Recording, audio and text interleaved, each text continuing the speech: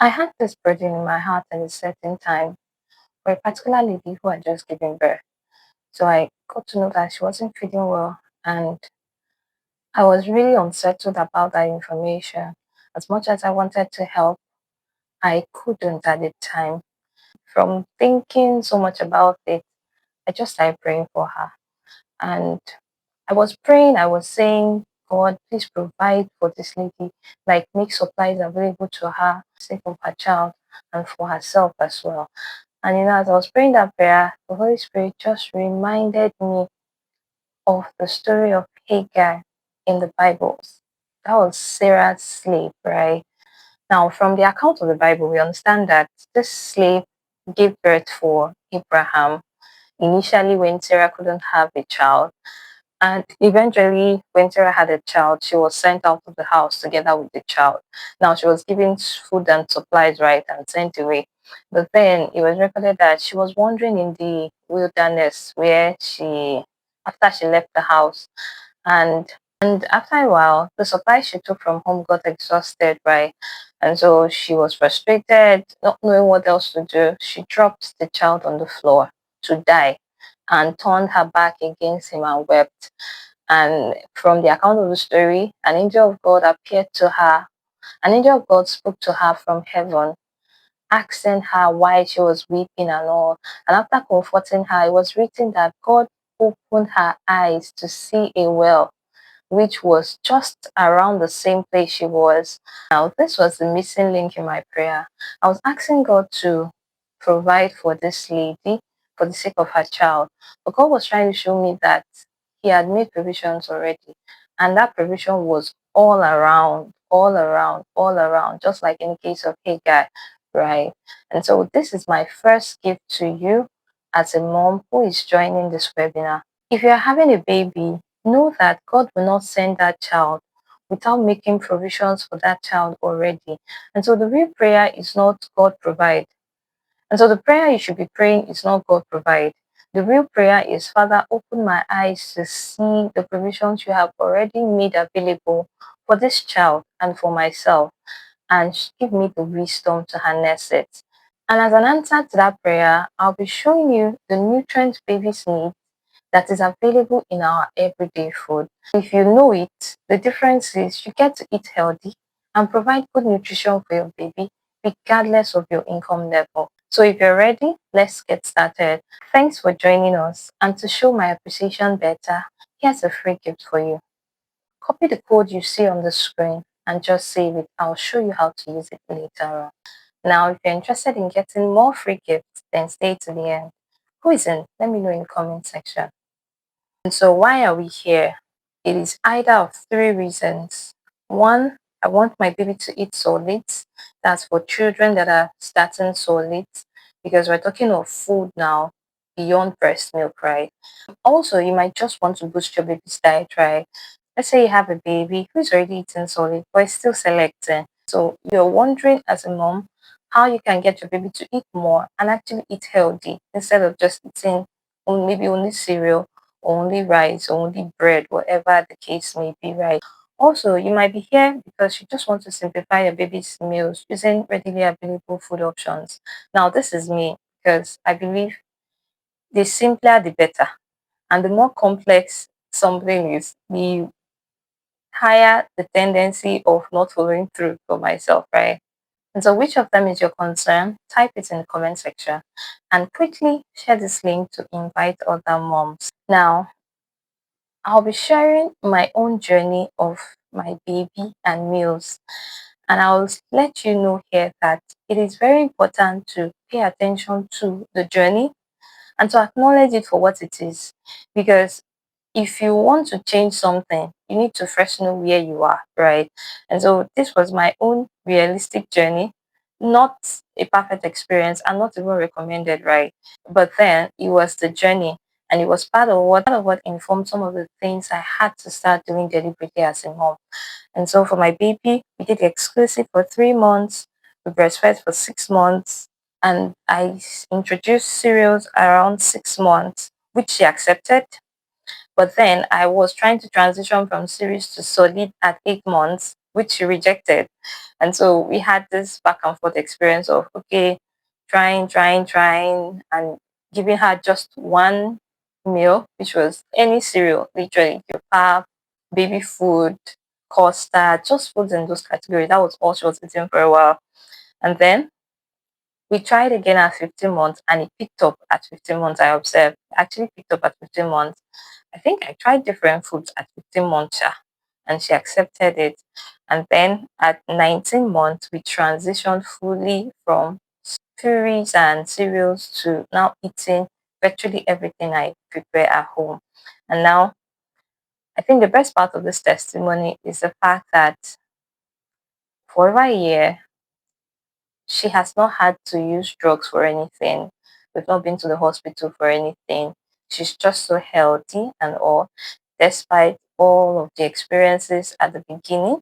Because, like I mentioned, she was breastfed for only 6 months, right?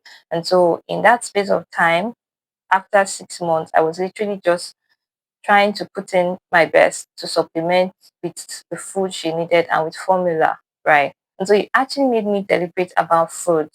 But then I realized that in this experience we had, from the time we tried to transition to solid and the time we eventually transitioned to solid, something I began to understand eventually was we could have done things a little differently and gotten there faster if I'd known about the things I'm going to share with you now.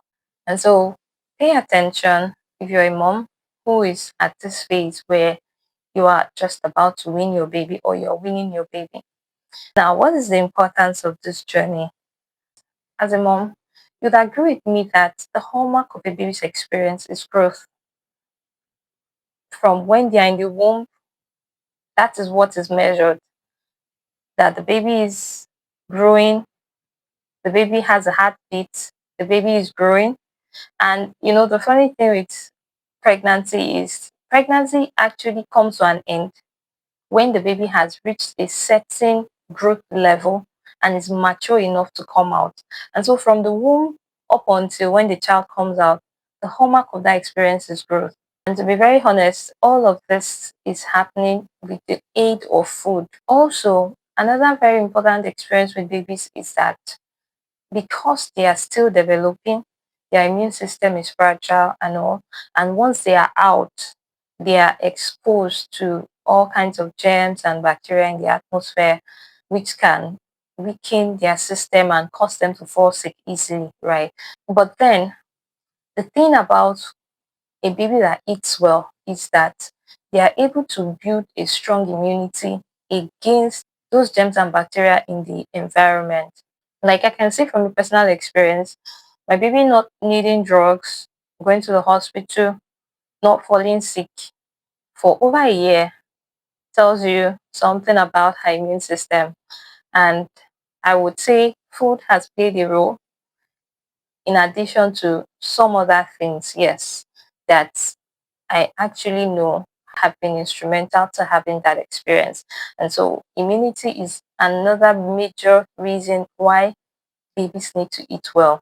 And then talking about sickness and disease, the flip side of it is when a child is poorly fed and that child ends up being malnutrition, they are exposed to all kinds of health risks and health conditions that can even lead to death. From studies, it has been shown that approximately 45% of child's deaths under 5 are associated with undernutrition. That's according to World Health Organization. And so food is really important. For a baby to be alive, healthy and fit, that is to meet the demands at every stage, the baby must eat well, especially as they start solid at 6 months and as they cross the 1 year mark. Now, how do you achieve this as a mom? First of all, you must know what healthy food means for a baby, not necessarily, not weight gain alone. I mentioned this because I know weight is one of the things we measure with babies, even from the womb. And so there is a tendency to just be monitoring only the weight. And there's a tendency to give that baby food for just weight that is not necessarily promoting growth, or there's a tendency to build that baby's weight And at the end of the day, the baby is lacking other nutrients like iron, which helps with blood formation. And so you see that that child might have a very good weight, but he ends up falling sick and still ends up getting dehydrated, just going back and forth within the circle of eating well, falling sick, eating well, falling sick, and the rest. And so when we say healthy eating, it goes beyond just weight gain for a baby. Also, I believe in simplicity. To be able to give a baby healthy meals consistently, you want to simplify the process just so you actually keep up with it. If not, you end up doing more of cereals and processed food, which is basically just out of convenience, right? And so simplicity, simplicity is key. And lastly, after knowing what healthy means and providing the healthy food for your baby, you also want to get that baby to eat the food, which is another challenge new moms face. So we'll be talking about all of this in this webinar. Now, what does healthy food mean for a baby? Getting a baby to eat healthy is beyond weight gain alone. And so, what does this look like in reality? It's very simple. If you can answer the question, what are a baby's health needs? Then the foods that meet those needs are the foods that are healthy for that baby. And so, looking at the baby's health needs, right? We talked about this earlier that one of the things a baby needs is growth. It is a hallmark of a baby's experience. They are growing from when they are conceived in the womb to when they come out. And that growth is happening from the smallest level, that is the cells, to the entire system, that is the baby you see physically. Growth is happening in the cells, the tissue, the organ, and the system. And so you're looking at, okay, what foods will the baby eat that will help that baby grow and develop the tissues, the blood, the bones, the organs, the heart, the brain, and their entire system that helps them function well. Digestive system, for instance, circulatory system, skeletal system, and the rest. What foods will help the growth and development of this entire system of a baby. Those are the foods that a baby needs. Also, a baby has needs to play. It's part of their growth and their development. And so you want to pay attention to foods that provide sufficient energy for play. Additionally, babies that are born on this earth, we encounter germs and diseases. So a baby needs to build resistance within their system to be able to fight germs that leads to diseases, right? And this is part of what you achieve with food.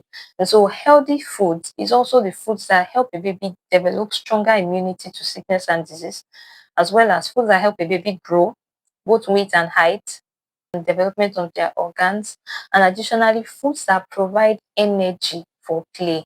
Now, what are some of these foods? To simplify this, we've created the baby food guide. This guide basically shows you all of the needs we have identified, right? The foods that match those needs using everyday examples around us. Now, with this guide, you can create meals that you'll be comfortable giving your baby using what you already have around you. Now, beyond knowing what food your baby needs, we also made the nutrient reference plus feeding guide available to show you the why and how to introduce solids in order to overcome and prevent picky eating in children. This basically is a follow up on the food guide. Practically, how do you deal with picky eating in a child? Is one of the things we talked about in the nutrient reference and feeding guide. But for the purpose of this webinar, I'll be sharing some of those tips with you. And so it is good to understand that as a mom, babies are naturally cautious of new foods. That is, they are not used to it. And so they tend to have this experience of spitting out food and often rejecting food when you first offer a new food to them. And so they require time and repeated exposure to develop trust and accept foods they are not familiar with. Now, this behavior is completely normal and is sometimes called food neophobia, which simply means fear of new food. But then, to be able to overcome this as a parent, here are some practical things you can do. One, be patient yet consistent. That means you shouldn't just leave that child to be eating what he or she accepts. I know it seems like the easier thing to do, right? But they are not going to get the nutrient they need that way. And also, they are forming a habit which will be difficult to break the older they get. And so, you want to try and keep trying until the baby accepts that food. It might take 10 different trials in a space of 5 months. It might take longer, it might take shorter. But the idea is don't just relax and leave the child to be eating whatever they want. Try. Keep trying. For instance, if you want your baby to eat beans, and let's say the baby is rejecting beans, here's something you can do. When the baby wakes up in the morning, before giving any other food, even breast milk, before giving anything at all, make sure to offer that beans as the first food they are seeing, the first food that is available for them to eat. The idea is in the morning when they wake up, they are usually very hungry. And so the resistance to food will be low. But then, if the baby rejects it, keep it aside and try again within those periods where their resistance to food is low because they are really hungry and would almost eat anything you give them. So you want to keep trying, persistent but patiently. Now, another thing you can do is to also improve taste. I think about this a lot, and I feel like I speak for babies on this one.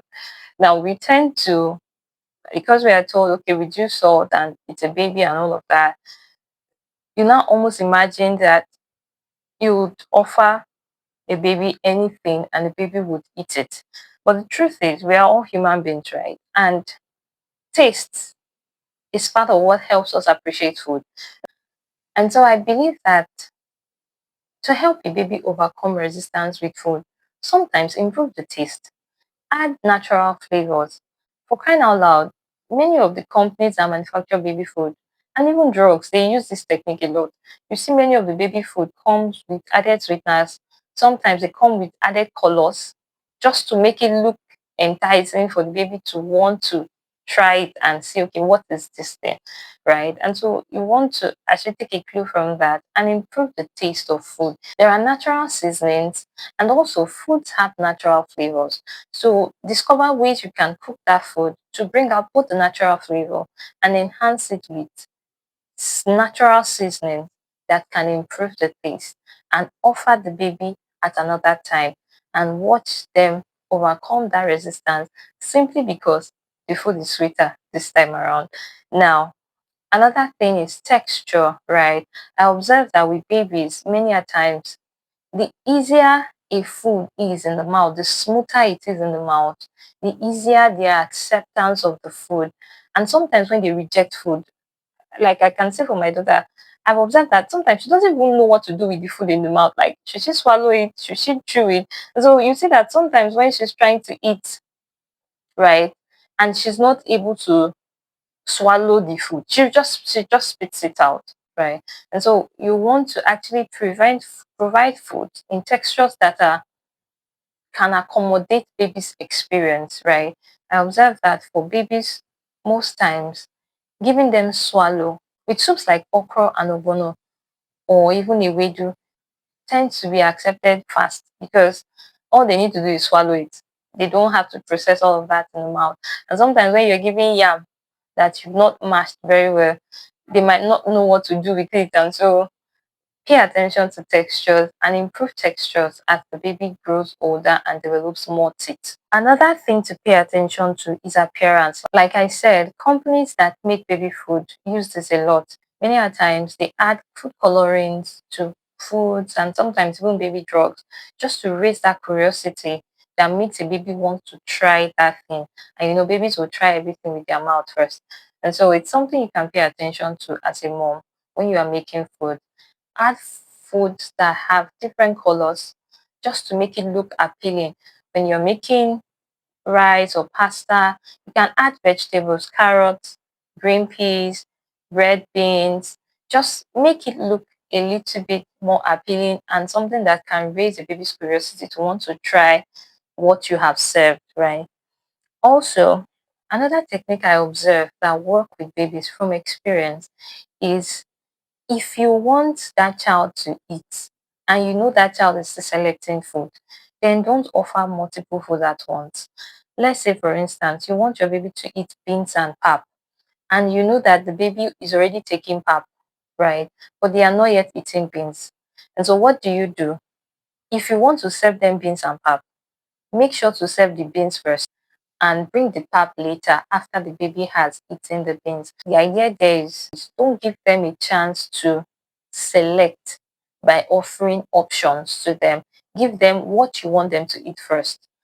And when they are done eating that, you can follow up with whatever food they already eat on a normal day. Another thing to pay attention to is you don't want to offer snacks, drinks, or food close to mealtime. And the reason is simple. Babies' tummies are still tiny. And so giving them anything at all to eat prior to when they would eat main meals, it's going to take up space in their tummy such that there is no hunger anymore for them to accept the real food they should actually eat. And so pay attention to snacks. You can offer this after they have eaten food, but not before they eat or close to the times they have to eat. Additionally, I would add that you should use a meal plan. Now, this was a game changer for me because I was trying to get Jemi to eat. In my mind, I was saying, I've tried everything. I've tried everything. This child is not still eating. Until one day, it dawned on me that, okay, as a person, I don't even eat swallow. And so I was not even preparing it, talk more of giving it to her. Yes, I was saying I had done everything, I had done everything. And it was so funny because the moment I actually started improving the foods I was offering by just actually paying attention to variety, using a meal plan, I observed that she picked up on food so fast, it felt like magic. The difference is I used the meal plan and I was offering variety much more than I was doing initially when I was trying to get her to eat. Now, the last thing I would say about getting a baby to eat solid is you want to start early. The reason is this. I've spoken with different moms and I realized that people would say a baby that you do exclusive for will not eat solids, will reject food when you start introducing it, right? But I observed that the problem is not the exclusive because even a baby you give formula to, they still tend to reject food when you start giving solids. And so the thing is, the length of time it took that child before they ate something else different from what they're already used to, right? And so medically, yes, you're not advised to give a baby food before 6 months, other than breast milk and formula. But then, as soon as they are able to start eating food, try giving variety at that point, and don't just leave the child to be eating only one food because the child is accepting just that one food. The earlier you try breaking that habit, the faster you are helping their taste buds get used to other foods, which will increase their acceptance for food subsequently. And so pay attention to that. Now, to help with this experience, like I said, I used the meal plan, and that was what led me to even creating all of this because I needed it for myself, and I've made it available also for any other mom who needs this out there. It is basically using the foods you already know because I don't like anything complicated, right? And so the foods you already know, the foods you already eat, just balancing it in a way that it provides the nutrient babies actually need and not just any random thing, right? And to really help with that, we also created this recipe book with different recipes for meals, snacks, and smoothies you can start offering babies from as early as 6 months. It's a still for the price we're offering, and it's something you should pay attention to as a mom because it will help you really. I promise you, it is simple, it is relatable, and you will not find any ingredient you are not already familiar with as a Nigerian woman. Now, for the part of fun and learning of our local Nigerian foods, alongside the letters of the alphabet, we created the alphabet food chart. It consists of two sets of alphabet charts. One, the capital letters food chart. That is the 27 letters of the alphabet, all capital letters, and each represented by a Nigerian food that starts with those alphabets. And then the second one is still the 27 letters of the alphabet, but all small letters, with each consisting of fruits that start with those alphabets. Now, the idea is to teach children both our local Nigerian foods and fruits, as well as the letters of the alphabet, especially for children that are beginning to learn how to read and write, teaching them capital letters and small letters, and at the same time, teaching them foods that we have around us. Talk about identity. If your child is Nigerian, they should know this food, no matter where they grow up in, no matter where they live.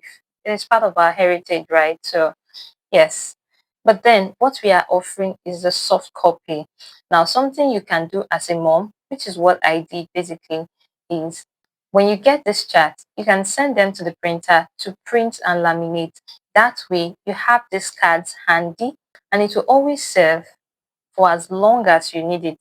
And so it's a one time investment for every child you have, and you have to train as they go through this phase. At least that's what I'll do. These prices are a steal, take it from me. I could have priced it higher than this considering the value of what we are offering, but I deliberately wanted to give it at a price that any mom and anybody can get it. That's because I actually want you to have it. But wait, there's more. For any two bought together, you get a discount of 1,000 naira. Yes, if you're buying any of the two products we are offering, you're getting a discount of 1,000 naira on the total price of everything you have bought. And if you're buying the entire bundle of five, you get a discount of 3,000 naira on your total purchase. Finally, a coupon code gives you a discount of 200 naira. Remember the code you copied at the beginning? That's a coupon code. And so if you're wondering, this is what you can use it for. If you are making any purchase, you get a discount of 200 naira on your final product at the checking out point. So take advantage of that. Now, was this an answer to your prayer as a mom? Let me know in comment section. And if you truly got value from this, then share this post to other moms in your circle and groups. Now, I know I addressed just one audience in this webinar, which is the babies, right? But in the experience of pregnancy, there are usually two players, which is the babies and mommies. And as a mommy or a mommy to be, what should you be eating for the experience you are having and for your baby who is also depending on you in that experience? I'll be sharing this subsequently. Watch out for part two. Thank you.